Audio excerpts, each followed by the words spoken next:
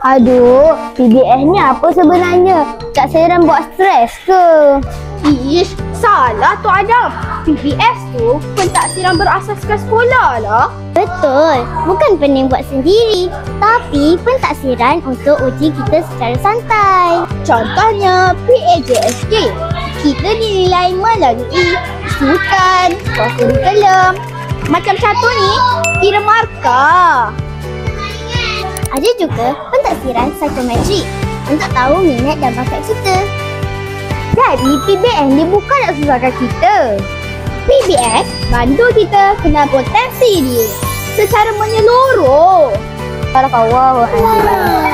Dan pentaksiran belajar, cikgu mentaksir kita waktu belajar, bukan waktu ujian je. PBS pentaksiran berasaskan sekolah. Bukan pening, Tapi seronok.